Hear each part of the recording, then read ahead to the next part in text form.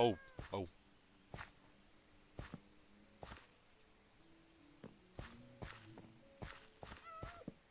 It's alive! Oh no. There's only one of them. Oh, there's the other one. This one should have some, right? How do I tell? There's no UI. Need more flowers. Welcome back to episode 2 in my solo world. I'm just giving these bees here some more goodies. Don't sting me, please. So I found 4 hives over the weekend when I was exploring just around here to see what was around. Since I don't have a mist up, I don't really know what's around me. I know that way spawn, the village that I got all these guys from is over there, and there's pretty much ocean all around except for west. I upgraded my little villager hall here. I was just gonna have the mending and fortune guy, but I ended up needing more books than just mending and fortune. I thought efficiency would be good to have, infinity, looting, all these other ones. I initially only was trying to get infinity, but this popped up, and I think this is really cheap. Yeah, efficiency 4 for 13. It's pretty cheap, and then he's got Riptide down there, which is cool. So I came across that, saved him, then I got infinity. Oh, these guys are loud. Let me go over here. Anyways, yeah, I got some more villagers going here. And I think this little area I've set up here will be a little less temporary than I originally planned. Because it's a starting area. And I'm not just going to wipe it out when I decide to build something around the world. This isn't like I have to keep reminding myself, this isn't like a server. I don't have to have a base. I could have projects that scatter throughout the world. And it's really cool to think about, that you can have things all over the place. And it's all things that you've done. Let me just turn this down really quick. There we go. So the villagers are breeding. Good, these guys are still going strong. I made this little hut for the bees to harvest so I can start getting some honey, because I had these beehives saved from when I got them over the weekend. I think that means there's honey in there. Let me get some bottles and see. So, can you right click? Can I take their honey though and them not be angry? Oh, I don't know actually. Let me see. Do they mind? I got one. Okay, okay, they definitely. So this isn't a fast thing. Okay, so that's 1 honey bottle. I think it's 4 honey bottles to make 1 honey block. So quickly before I forget, I'll just go over why I named this single player world Voluminum. And I'm not sure if it's even a real word. I think it's Latin based, but I got it from the word voluminous, and that's a synonym for very large or gigantic, something like that. And it's because those are my favorite kind of builds, or builds that are just really big and you look at it and go, whoa. That's how I want everything to be in this world, is very monolithic, gigantic structures. And then I thought of themes for the world. Should I have the world based around a theme, like medieval or something? I don't think that's a good idea, because that does limit your builds in a way. So instead, I will just limit spawn to a theme. And I've decided to go with a Roman theme. And this is spawn we're looking at here. You see most of it's ocean, and there's some land over here, which is fine. I don't plan to clear out the ocean, because first of all it's a lot, and there's no really need to, I don't think, for single player. It's better to do in a multiplayer server to save on lag, I think, after 1.13, because you'll have a ton of fish just hanging around in your spawn. But I think for a single player world it's fine. But for the land parts, I want to have Roman structures.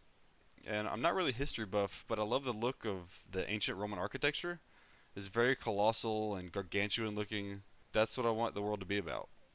Grand, voluminous structures. So over time, the spawn will hopefully turn into that. And I've just got this iron farm here now, but I will start to kind of transform this.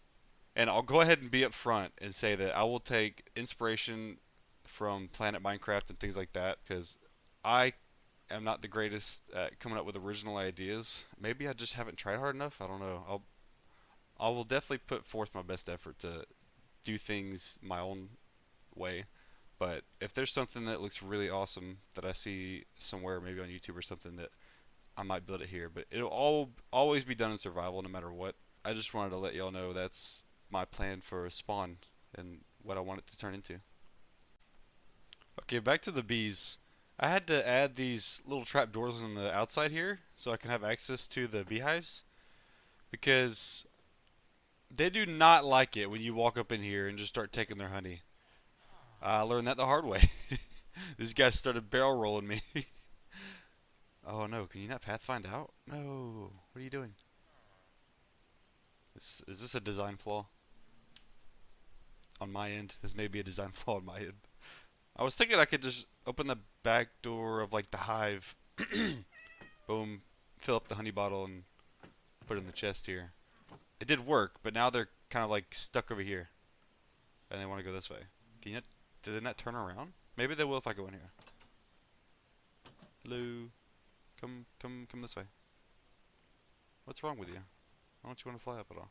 They'll get mad if I take their honey, but they're not making any honey. Oh, and I just planted these crops in here just because I read on the wiki that they'll pollinate the crops, they'll grow really fast, so I wanted to see how fast. But no really any need for this wheat, I guess. And now they love me. Look how tiny it is. Baby bee. Okay, so I'm learning here. Apparently, once they sting you, they will die. And I brought over 4 hives, and each of them had at least 1 to 3 bees in it.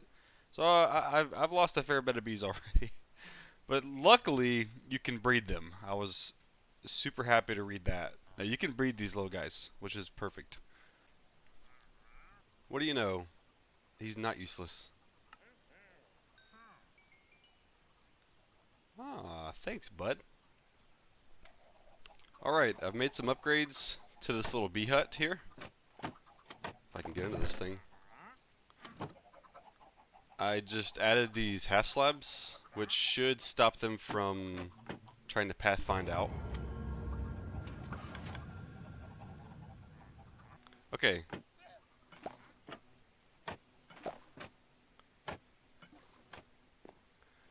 See, now they are all pissed, but they can't get themselves stuck in the little trapdoors. They are trying to barrel roll me still. Can they still pathfind through this glass?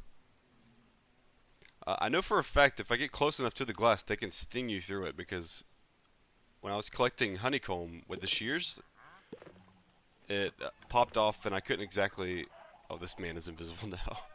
I couldn't exactly get it from out here, and I didn't want to go in there while they were still mad. So I also added these beehives that you can craft from the honeycomb. Come to here, I'm gonna get some honeycomb. So this is not meant to be a crazy good farm, and it's meant to just be a little experiment thing for me because I didn't know how the bees worked themselves. It is very inefficient, but I will make a new one probably in the end. So according to El Mango's latest video about bees, it's better to make them either there or the nether and not the overworld because in the overworld they only work during the day and at night they just go up in their hives and chill. And I don't really like building in the nether, so I will probably end up building the good, efficient honey farm in the end. But before we get to the end, I want to talk about some of the things I built over the weekend. And this is one of them, you've probably been hearing a lot, is this little chicken farm here. And it's been working pretty well. This is just the classic chicken cooker farm where the eggs are put into a dropper or a dispenser, and as soon as they're in there, they get dispensed into little baby chickens, and when they grow up, they're burnt, and they get their chicken. I was really over traveling out and finding new passive animal spawns to kill, so I set this thing up for a consistent bit of food to keep coming in as long as I'm in the area, and it's been working well. I've got plenty of chicken. Next is this beast of a mob farm here. This is one I found by gnembon, and it's pretty generic. I think for mob farms, you just have the roof, and then you have the water platforms in the middle. Let's see, I'll actually go up and show you, which you've probably seen plenty of these before. But there's a clock on the roof that just goes around, and every so often it pings these observers, and it travels down. Let's see if I can get on this ladder sideways without falling off here. Yeah, and it's off right now, but I can turn it on, and they'll all get pushed off those edges into the bottom water stream, and they'll get pushed down and just die in the pit there. And these golems are my help for anyone that survives with armor or feather falling, which happens quite a lot, surprisingly. So I put these guys down there, and when I get access to wither roses, I'll have soul sand and wither rose there instead. But by the time I get access to wither roses, hopefully I will have a better mob farm than this. But this one's still pretty good. I've got plenty of resources from it already. Tons of gunpowder, tons of bones, string, the good stuff. And this is not sorted. I know I'm being terrible about not sorting things right now. What are you doing here, guy? How have you not restocked, mate? Also, I want the lead you have. Very sorry about this. Oh, okay.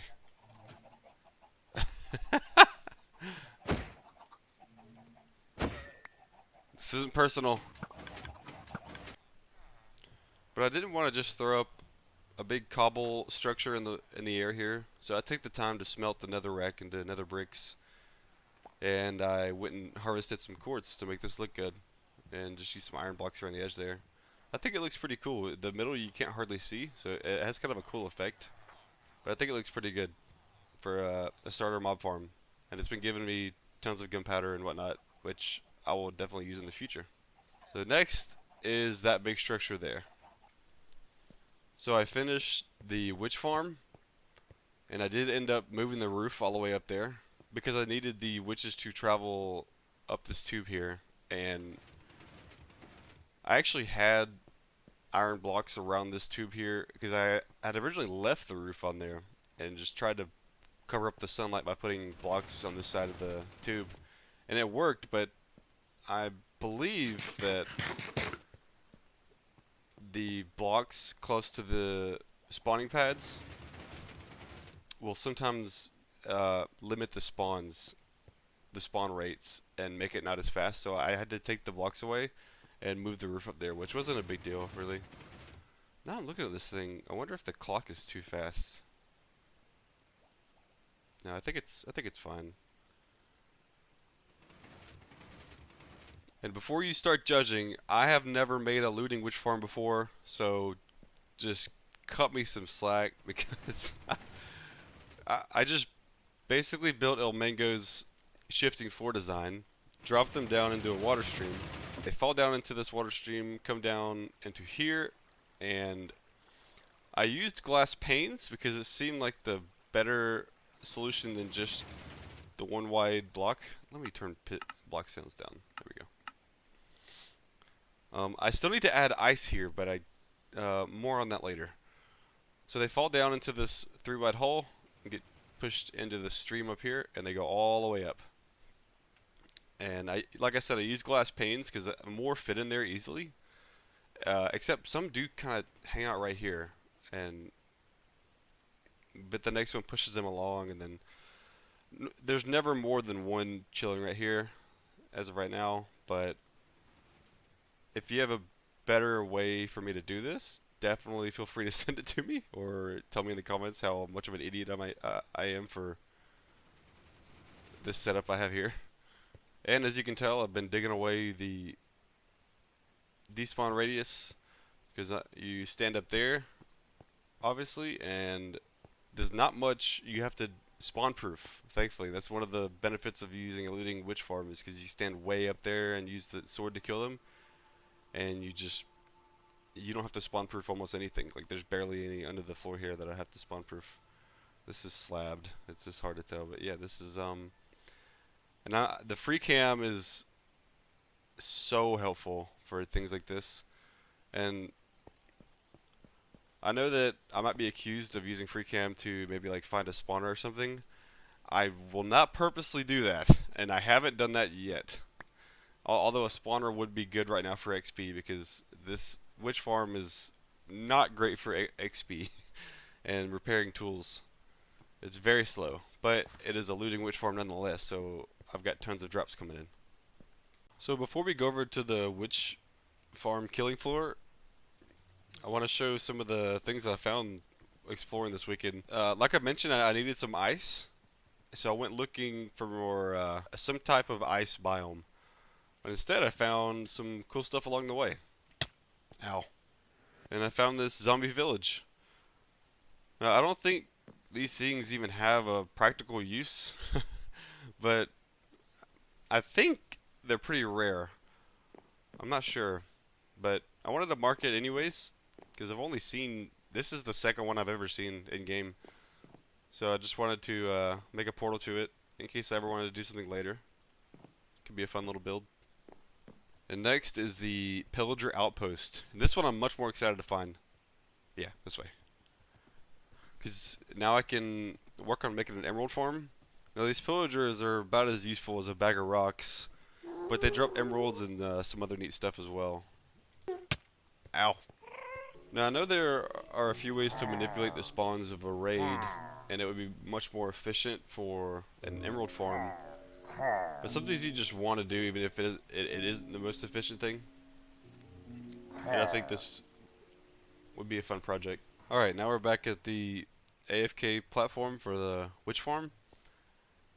And I made this all out of glass because I believe any solid block above the farm would limit the rates as well. So I'm not sure if hoppers and chests are counted as transparent or not. I hope so. This is all glass, those are slabs. And I made the portal far enough away where it's not over the farm. So there shouldn't be any solid blocks. This is also a really cool view up here. I haven't had an elytra to see the area from above here, so this is a really cool view. Anyways, the AFK spot is actually right in this little divot here. So I normally just set a bot here to be in this thing, and I put the trapdoor there so I can stand on top of it. And the bot will load up the farm, and they'll all come up here and I'll kill them with a sword. And this is not being sorted yet either, and it's a work in progress, so in due time. Got him. This is a fun little way of getting off the platform up here. Don't land on a lily pad. Woo! That's so much fun. So if you have any suggestions for a better way to do this, please let me know. Because I haven't looked up any guides for this. I've seen some mob conveyors, but they're for pre-113, so they didn't have bubble columns. I don't know if this is the fastest way to travel them upwards. I actually watched a few of gnembon's videos, and he put them in the nether and then transported them along that way, like portal down here, and then they would end up in a different location up at the AFK spot. Maybe that's a better way to do it than these bubble columns. But this is a good source of redstone for now, and it isn't the craziest thing, but it's a good start, so I can have plenty of redstone to work with. Alright, I think we're finally ready to go take care of this dragon.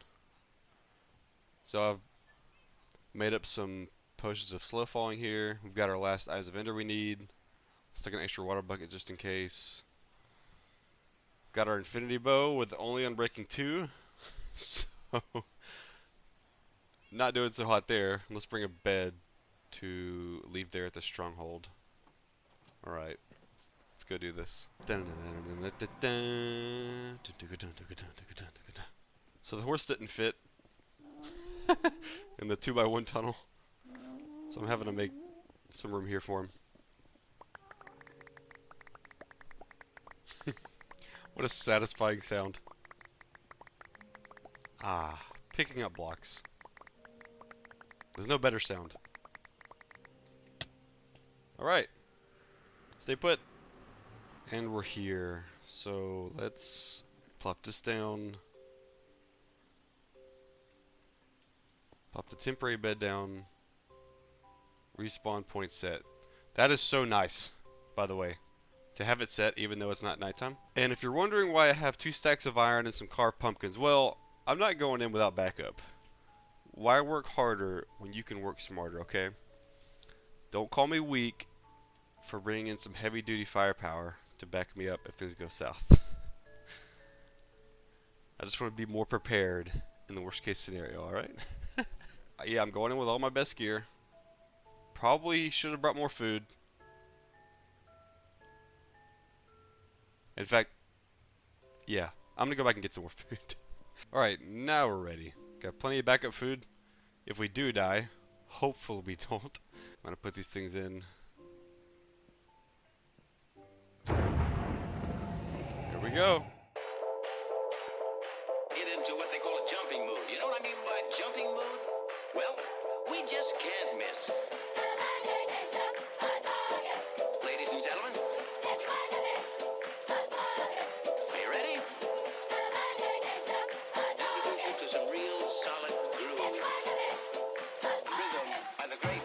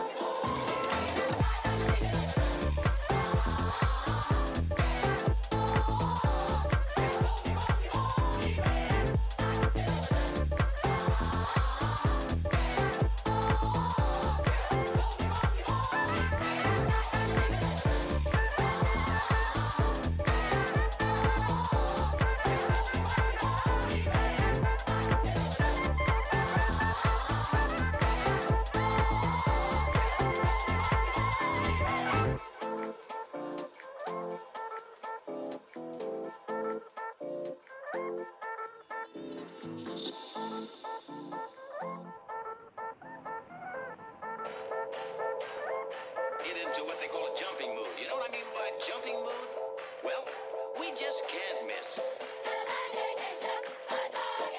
Ladies and gentlemen, are you ready?